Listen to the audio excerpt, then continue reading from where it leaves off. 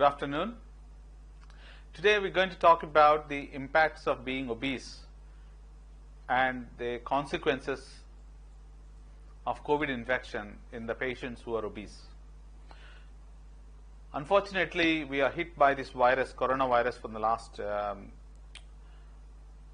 12 months or more than 12 months in fact, and we have noticed that patients who has been obese has been affected badly compared to the people who are non-obese, both in the severity of the disease and the need for hospitalization and the need for intensive care treatment, and also the mortality is very high in those patients.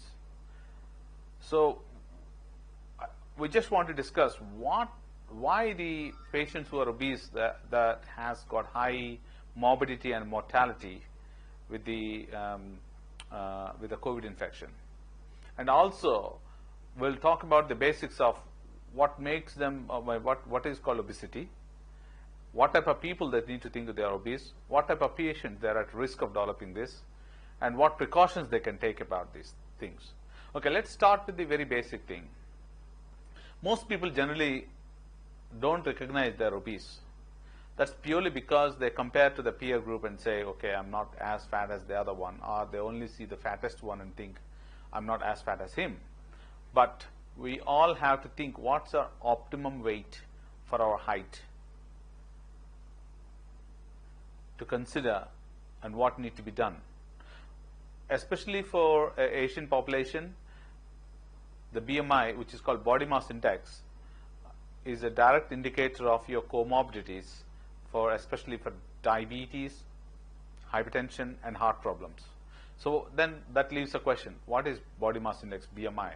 It's the amount of the weight that proportionate to your height. That's what called BMI.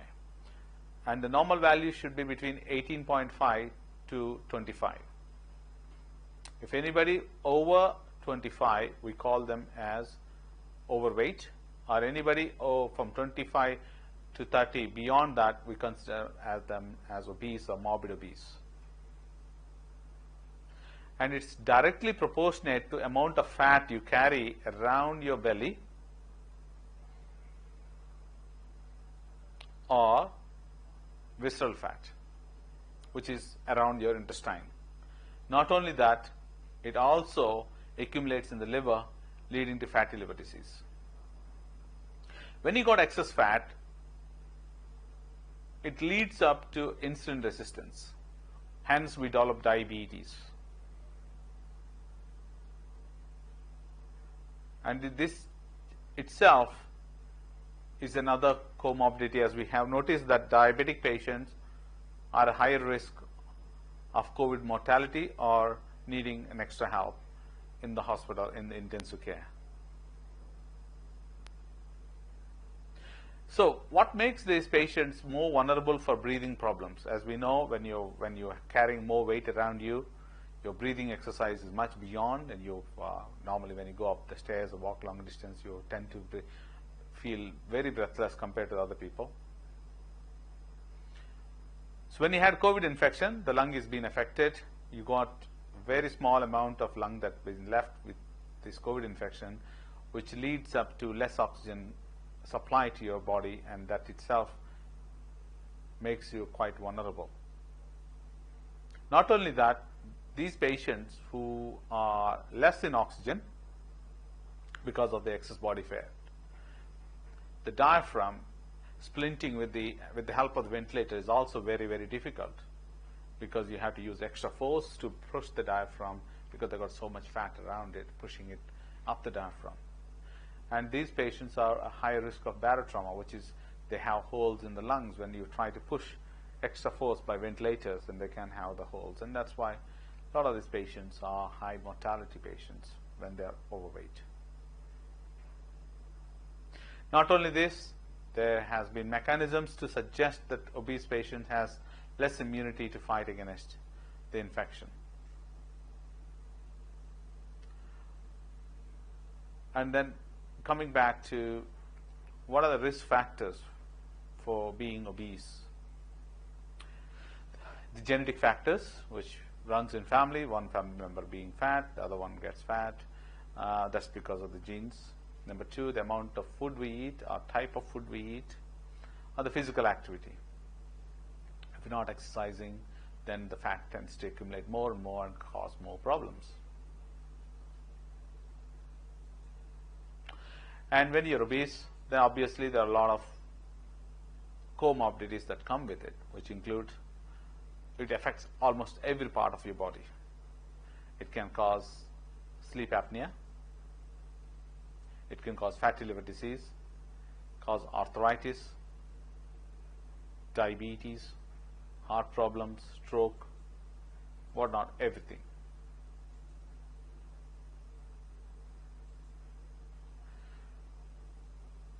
And how can we prevent this?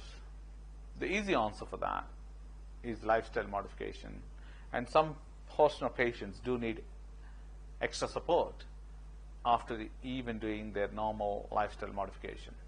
So let's start with the lifestyle modification. What does it mean? Reducing the amount of food we eat. You have to cut down your calories. The most important part of the calorie cut down would be carbohydrates, which includes sugars, sweets, rice,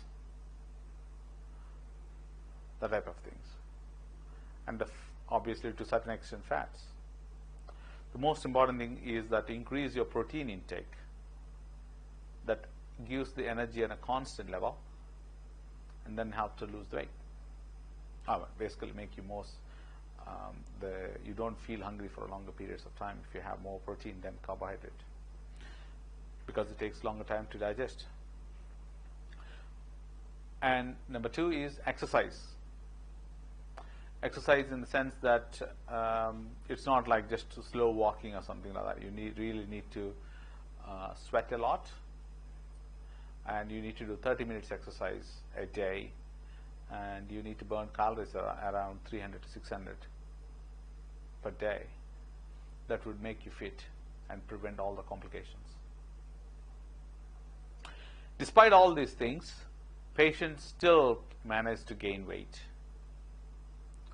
And what needs to be done for these patients? Then you need an extra assistance, which include various weight loss procedures, which include both non-surgical and surgical.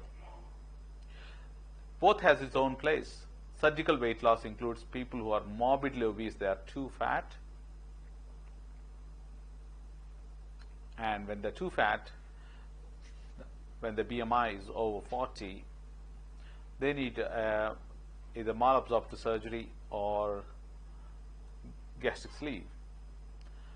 And some patients who are borderline obese, which are from 28, 29 to 40, they don't need major surgeries.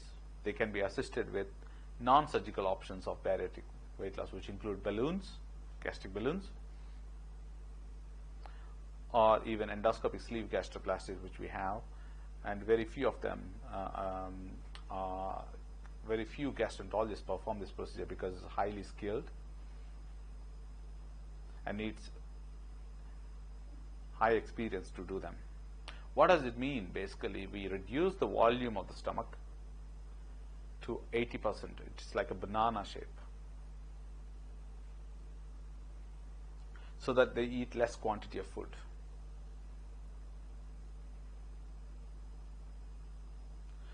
By that, they use their own body fat to create calories, burn out from them.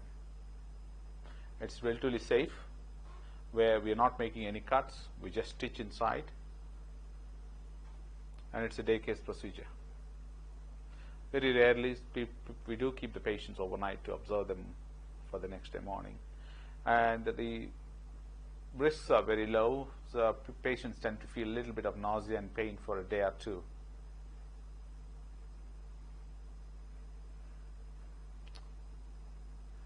And the other one is gastric balloons, which again, a balloon is placed in the stomach and it occupies some space, so they eat less food, and by that less calories are consumed, and you use your body fat to burn it out.